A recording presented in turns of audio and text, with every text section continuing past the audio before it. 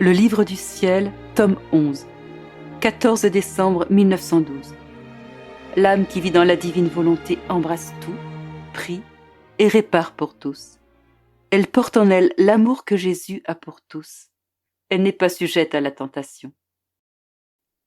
Ce matin, quand mon aimable Jésus est venu, il m'a attachée avec un fil d'or et il m'a dit : « Ma fille, je ne veux pas t'attacher avec des cordes et des chaînes. Les entraves et les chaînes de fer sont pour les rebelles, et non pour les âmes dociles qui ne veulent comme vie que ma volonté et comme nourriture que mon amour. Pour celles-là, un simple fil suffit. Souvent, je ne me sers même pas d'un fil. Ces âmes sont si profondément en moi qu'elles ne font qu'un avec moi.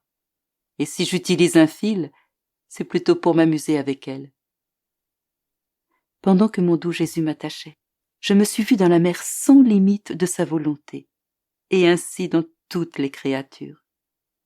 Je me promenais dans l'esprit de Jésus, dans ses yeux, dans sa bouche, dans son cœur, et du même coup dans l'esprit, les yeux et tout le reste des créatures faisant tout ce que Jésus faisait.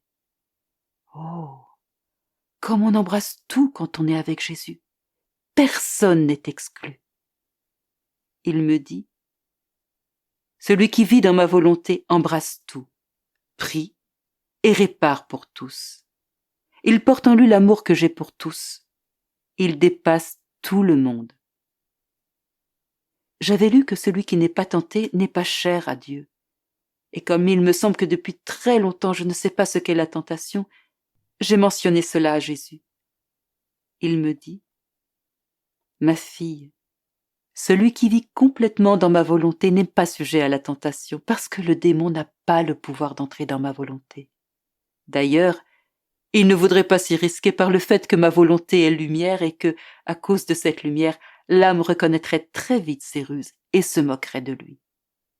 L'ennemi n'aime pas qu'on se moque de lui. Cela est pour lui plus terrible que l'enfer lui-même.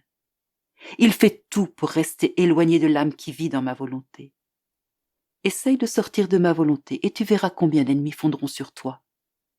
Celui qui est dans ma volonté porte haut le drapeau de la victoire, et aucun ennemi n'ose l'attaquer.